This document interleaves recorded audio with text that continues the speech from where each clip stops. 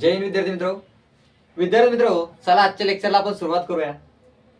आजच्या लेक्चरमध्ये आपण बघणार आहोत हा जो विचित्र प्रकारचा जो अपूर्णांक आहे, हा विचित्र प्रकारचा अपूर्णांक आज आपण या ठिकाणी या अपूर्णांकाला सॉल्व्ह कसं करायचं त्या ठिकाणी आज बघणार आहोत।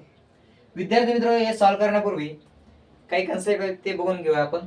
काय आहे तर विद्यार्थी मित्र, जर या पद्धतीने असेल काय की a plus B upon C, काय असेल a plus B upon C असा जर फॉर्मॅट असेल तर याला सॉल्व्ह कसं करायचं, तर काय करायचं विद्यार्थी मित्र, हा जो a आणि c आहे यांचा करायचा गुणाकार। काय करायचा, a आणि c चा करायचा गुणाकार करायचा। मग इथं येणार a इंटू सी आणि विद्यार्थी मित्र इथं जे साइन असेल ते साइन, इथं जर प्लस असेल तर त्यांची प्लस करायचे, इथं जर वजाबाकी असेल तर त्या ठिकाणी काय करायचे, वजाबाकी करायची। इथं साइन कोणता आहे, प्लस, प्लस म्हणून प्लस, आणि जो अंशामधला जो अंक आहे वरचा कोणताही अंक इथं असो तो त्याच्यात काय करायचा आहे तर ऍड त्या ठिकाणी करायचा आहे। मग इथं कोणता अंक आहे तर बी त्या ठिकाणी आहे, आणि छेदामध्ये जो अंक आहे सी तो ऍज इट इज त्या ठिकाणी जसे असतं तसं त्या ठिकाणी त्याला ठेवायचं आहे। मग is equal to A into C, काय म्हणणार इथं ए सी अधिक बी डिवायडेड बाय सी, हे झालं आपलं फायनल आन्सर। हे काय झालं त्या ठिकाणी आपलं फायनल आन्सर त्या ठिकाणी झालं। आणखी एक विद्यार्थी मित्र काय की जर ए अपॉन बी अपॉन सी जर असेल, काय ए अपॉन बी अपॉन सी जर त्या ठिकाणी असेल तर याचा आन्सर असतं त्या ठिकाणी A into C divided by B. A into C, A into C divided by B, हा जो सी असतो हा सी कुठे जातो, मल्टिप्लिकेशन मध्ये जातो। कुठं तर ए च्या मल्टिप्लिकेशन मध्ये त्या ठिकाणी जातो। तर चला मग आजचा हा जो एक्झाम्पल आहे या एक्झाम्पल आपण सुरुवात करूया, बघूया कसं सॉल्व्ह करायचं त्या ठिकाणी।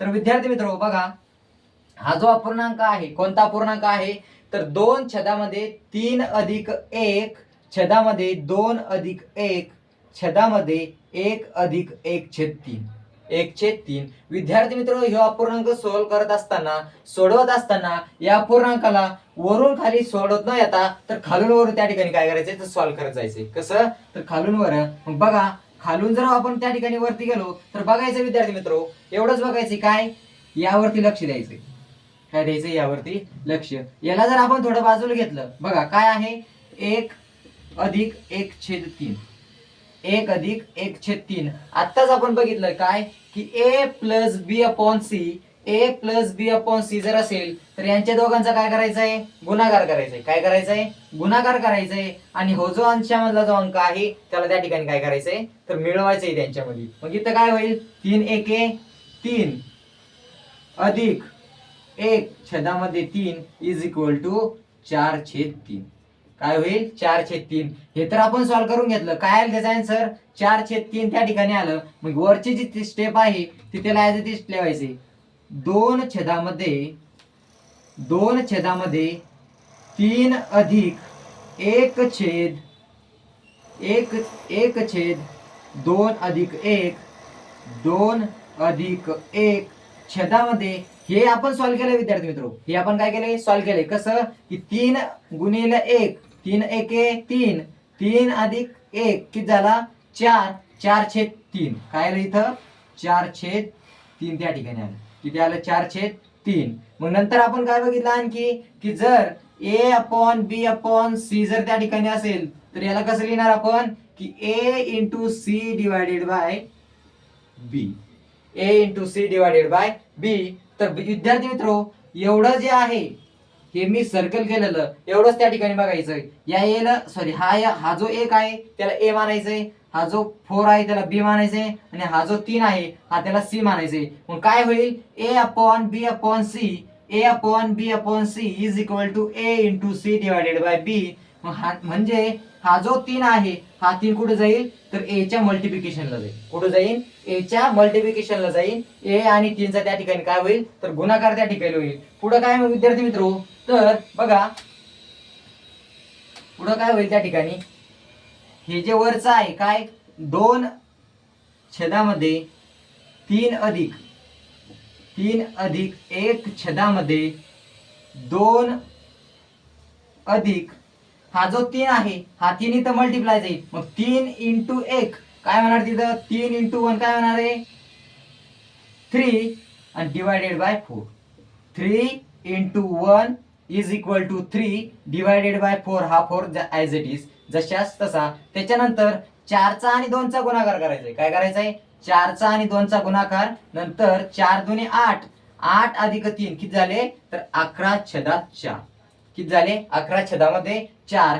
मग इज इक्वल टू 2 छेदामध्ये 3 अधिक 1. 2 छेदामध्ये 3 अधिक 1 छेदामध्ये काय करायचंय? 4चा आणि 2चा गुणाकार करायचंय. 4 दुने 8, 8 अधिक 3 किती? 11, 11/4, 11/4 ॲज इट इज. किती आलं? 11/4. मग आता विद्यार्थी मित्र, हे जे 4 आहे A/B/C, हा जो C आहे हा C कुठे जात असतो? तर A च्या मल्टिप्लिकेशनला. म्हणजे हे जे 4 आहे हे 4 कुठे जाणार? तर 1 च्या मल्टिप्लिकेशनला जाणार. म्हणजे 4चा आणि 1चा काय होणार? तिथं गुणाकार त्या ठिकाणी होणार. मग काय होईल या ठिकाणी? तर 2 छेदामध्ये हा 3 ॲज इट इज, 3 अधिक हा 1 सुद्धा जशाच तसा. बघा 4 गुणिले 1 काय होणार? 4 छेदामध्ये 11. 4 गुणिले 1 4 छेदामध्ये 11 जशाच तसे. ज्या पद्धतीने आपण हे सॉल्व्ह केलं त्याच पद्धतीने याला सुद्धा सॉल्व्ह करायचंय. कसं? तर बघा, तर 2 छेदामध्ये 11 गुणिले 3, 11 गुणिले 3 33, 11 गुणिले 3 33, 33 अधिक 4, 33 अधिक 4 डिवाइडेड बाय 11. 11 गुणिले 3 अधिक 4, 11 त्रिक 33, 33 अधिक 4 आणि भागिले 11 जशास तसे. मग 33 आणि 4 किती? 37, 37 छेदात 11. काय येईल? 37 छेदात 11. मग 2 ॲज इट इज. 11 त्रिक 33, 33 आणि 4 37, 37 छेदामध्ये 11. 37 छेदामध्ये 11. कोणता फॉर्मॅट आला? A/B/C. कोणता फॉर्मॅट आला? A/B/C. हा जो C आहे किंवा हा जो 11 आहे हा 11 कोणाच्या गुणाकारामध्ये जाईल? तर 2च्या गुणाकारामध्ये जाईल. मग इज इक्वल टू 2 गुणिले 11 डिवाइडेड बाय 37. मग आपलं फायनल आन्सर झाला विद्यार्थी मित्र 11 दुने 22, 22 छेदात 37. काय झालं फायनल आन्सर? 22 छेदात 37. चला विद्यार्थी मित्र, दुसरा प्रश्न विचित्र अपूर्णांकाचा. बघा विद्यार्थी मित्र, असले काही प्रश्न जास्त विचारत नाही, पण काही किंचित ठिकाणी त्या ठिकाणी विचारलेले प्रश्न आहेत. हा जो प्रश्न आहे हा प्रश्न 2012 मध्ये PSI मुख्य परीक्षेला त्या ठिकाणी विचारला होता. हा जो विचित्र अपूर्णांकाचा जो प्रश्न आहे तो प्रश्न PSI ची जी मुख्य परीक्षा आहे 2012 मध्ये समथिंग 2012 का 11 मध्ये त्या ठिकाणी विचारण्यात आलेला आहे विद्यार्थी मित्र. तर चला याला आपण सॉल्व्ह करूया. तर कसं सॉल्व्ह करायचं याला? हा जो विचित्र अपूर्णांक आहे मी सांगितलं त्याला मागच्या एक्झाम्पल मध्ये सांगितलं कसं सॉल्व्ह करायचं आहे. तर हा जो अपूर्णांक आहे हा वरून खाली सोडत नाही यायचा, तर खालून वर सोडत जायचा आहे. कुठं? खालून वर त्या ठिकाणी सॉल्व्ह करत जायचं आहे. मग विद्यार्थी मित्र इज इक्वल टू बघा हा जो 1 छेद आहे हा ॲज इट इज घ्यायचा आहे. 1 छेदामध्ये 3 अधिक 1 छेद 1 छेदामध्ये 3 अधिक 1 छेद 3 मायनस 1 छेदामध्ये 3 अधिक 1 छेद 3. 3 अधिक 1 छेद 3 याला कसं सॉल्व्ह करायचं विद्यार्थी मित्र? तर बघा 3 आणि या 3चं काय होणार? इथं गुणाकार होणार. 3 त्रिक 9, 9 ने 1 10, 3 त्रिक 9, 9 ने 1 10, 10 छेदात 3 काय होणार इथं? 10 छेदामध्ये 3 होणार. काय होणार? 10 छेदामध्ये 3. बघा 3 त्रिक 9, 9 1 9 अधिक 1 छेदामध्ये 3 इज इक्वल टू 10 छेदामध्ये 3.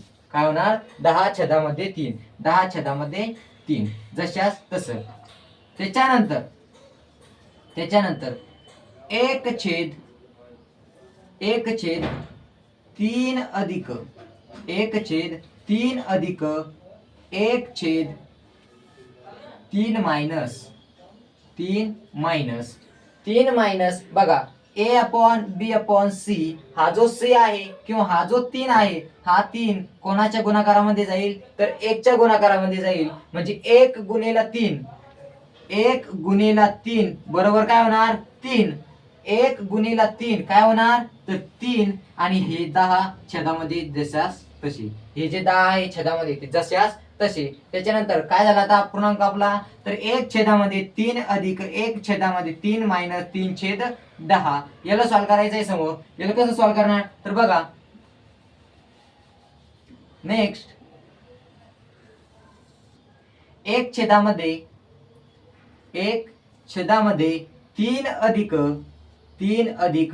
1 छेदामध्ये आता बघा 3 आणि 10चा काय होणार इथं गुणाकार होणार. 10 त्रिक 30, 30 मायनस 3 मायनस का कारण इथं मायनस आहे नाही म्हणून मायनस 3. 10 त्रिक 30 मायनस 3 आणि छेदामध्ये 10 जशास तसे इज इक्वल टू 30 मधून 3 गेले 27, 27 छेदात 10 काय येणार 27 छेदात 10. 10 त्रिक 30, 30 आणि 30 मायनस 3 किती होणार तर 27, 27 छेदात 10 काय येणार आन्सर तिथं 27 छेदामध्ये 10. त्याच्यानंतर विद्यार्थी मित्र कोणता format A upon B upon C, हा जो 10 आहे हा 10 कोणाच्या गुणाकारामध्ये जाणार तर 1 च्या गुणाकारामध्ये जाईल. मग तिथं काय होईल 1 छेदामध्ये 3 अधिक 10 छेद 27, 10 छेद 27 त्या ठिकाणी होईल. त्याच्यानंतर विद्यार्थी मित्र बघा 27 गुणिला 3, 27 गुणिला 3, 27 गुणिला 3 बघा 27 गुणिला 3, 3 7 21 1 हातच्याले 2, 3 दुनी 6, 6 7 8 किती 27 त्रिक 81, 81 आणि 10, 81 अधिक 10 छेदामध्ये 27 ऍज इट इज. 81 अधिक 10 किती होणार तर 91 छेदात 27, 91 छेदात 27. मग बघा 27 गुणिला 3, 27 त्रिक 81, 81 आणि 10 किती तर 91. मग बघा 1 छेदामध्ये 91 छेदात 27, 91 छेदामध्ये 27. त्याच्यानंतर A upon B upon C चा format A upon B upon C, A upon B upon बघा A upon B upon C is equal to A into C divided by B. या पद्धतीने काय होईल इथं हा जो 27 आहे हा 27 वरती जाईल 1 च्या मल्टिप्लिकेशन मध्ये आणि तिथं काय होईल तर 1 गुणिला 27 डिवायडेड बाय 91 आणि आपलं फायनल आन्सर त्या ठिकाणी काय तर 27 छेदामध्ये 91 काय तर 27 छेदामध्ये 91. जर भाग जर जात असेल विद्यार्थी मित्र तर त्याला भाग द्यायचा आहे, जर भाग नसेल जात तर त्याला ऍज इट इज त्या ठिकाणी जसे असतं तसं त्या ठिकाणी ठेवायचंय. मग या प्रश्नाचा जो प्रश्न आपल्याला विचारलाय PSI मुख्य 2012 का समथिंग 2011 का 12 त्या ठिकाणी विचारलेला आहे. काय आलं या प्रश्नाचा आन्सर तर 27 छेदामध्ये 91 काय आलंय 27 छेदामध्ये 91 त्या ठिकाणी आन्सर आलेलं त्या ठिकाणी. चला विद्यार्थी मित्र आजचा आपल्या लेक्चरचा तिसरा प्रश्न काय तर 10 मायनस 19 छेद 1 अधिक 5, 5 छेदामध्ये 1 अधिक 5 छेद 15. काय एक्झाम्पल की 10 मायनस 19 छेदामध्ये 1 अधिक 5 छेदामध्ये 1 अधिक 5 छेद 15. मग चला याला सॉल्व्ह करूया. बघा कसं सॉल्व्ह करायचं याला तर खालून वरे सॉल्व्ह करावे. काय खालून वरती त्या ठिकाणी सॉल्व्ह करायचे. मग 10 मायनस 19 छेदामध्ये 1 अधिक 5 छेदामध्ये 1 अधिक 5 छेदामध्ये काय आहे तर 1 अधिक 5 छेद 15. मग विद्यार्थी मित्र आपण याला सॉल्व्ह करू. आता खालून काय करायचं याला खालून वरती सॉल्व्ह करायचे. मग 15 एके 15, 15 एके 15 गुणिला 1 अधिक 5 बघा 15 गुणिला 1 अधिक 5, 15 एके 15, 15 अधिक 5 बरोबर 20 आणि हे 15 ऍज इट इज जशास तसे, हे 15 ऍज इट इज जशास तसे. मग 15 एके 15, 15 अधिक 5 किती तर 20 आणि 20 छेदामध्ये हे जे 15 आहे ते 15 ऍज इट इज. मग काय अपूर्णांक तयार झाला आपला 10 मायनस 19 छेदामध्ये 1 अधिक 5 5/20 अधिक 15. मग आपला फॉर्मॅट काय फॉर्मॅट आहे तर A/B/C, A/B/C म्हणजे A/B/C is equal to A/C divided by B. A/C divided by B. मग इज इक्वल टू 10 मायनस 19 1 अधिक हे 15 कुठे जाणार तर 5च्या गुणाकारामध्ये. कुठे जाणार 5ला सोबत गुणाकारामध्ये. इथं काय होईल 5 गुणिले 15 छेदामध्ये 20. 5 गुणिले 15 छेदामध्ये 20. मग विद्यार्थी मित्र पुढचा पूर्णांक काय तयार होईल आपला तर बघा 10 मायनस 19 छेदामध्ये 1 अधिक 15 5 75 छेदामध्ये 20. 75 छेदामध्ये 20. 75 छेदामध्ये 20. विद्यार्थी मित्र याला कसं सॉल्व करणार तर 10 मायनस 19 छेद 1 अधिक 75 छेद 20 ऍज इट इज. बघा 20 गुणिला 1 अधिक 75 डिवाइडेड बाय 20. 20 गुणिला 1 अधिक 75 डिवाइडेड बाय 20. 20 गुणिला 1 20 अधिक 75 divided by 20 is equal to 95 divided by 20. 95 divided by 20. Answer काय आला आपलं तर 95 डिवाइडेड बाय 20. 20 गुणिला 1 20. 20 अधिक 75 95 आणि 95 छेदामध्ये 20. किती आलं 95 छेदामध्ये 20. बघा विद्यार्थी मित्र या ठिकाणी जे 5च्या गुणाकारामध्ये गेले होते तर इथं कोण जाईल तर 20 हा कोणाच्या सोबत जाईल गुणाकाराला तर 19च्या शेजारी त्या ठिकाणी जाईल. मग इथं काय होईल तर 10 मायनस 19 गुणिला 20 छेदामध्ये 95. किती होईल तर 95. मग विद्यार्थी मित्र समोर बघा 10 मायनस 19 गुणिला 20 19 दुने 38 आणि समोरचा शून्य जशास तसा. नंतर छेदामध्ये 95. नंतर काय छेदामध्ये 95. विद्यार्थी मित्र इथं काय होतं प्लस होतं म्हणून आपण यांची काय केली इथं बेरीज केली. इथं काय आहे मायनस आहे म्हणून इथं काय करायचं त्यांची वजाबाकी त्या ठिकाणी करायची. मग काय होईल 95 गुणिले 10 काय होईल 95 गुणिले 10 95 गुणिले 10 मायनस 380 छेदामध्ये हा 95 जशास तसा. हा 95 जसाच तसा. मग 95 गुणिले 10 किती होईल तर 95 गुणिले 10 95 एके 95 ऍज इट इज आणि हा शून्य जसा तसा मायनस 380 छेदामध्ये 95. छेदामध्ये 95. आता 950 मायनस 380 बघा 950 मायनस 380 बघा हा 0 इथं 5 मधून 8 जाते का तर नाही. इथून हातचा घेतला इथं उरले 8 इथे झाले 15. 15 मधून 8 गेले किती उरणार तर 7. 8 आणि 7 15 आणि 15 मधून 8 गेले किती उरले 7 आणि 8तून 3 गेले किती उरले तर 70. किती सॉरी 8तून 3 गेले किती उरले 5. किती झाले 570. 950 मायनस 380 किती झाले 570 डिवाइडेड बाय 95.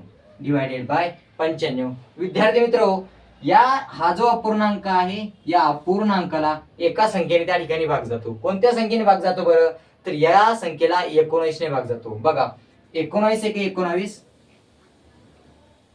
काय 19 एके 19 19 दुने 38 19 त्रिक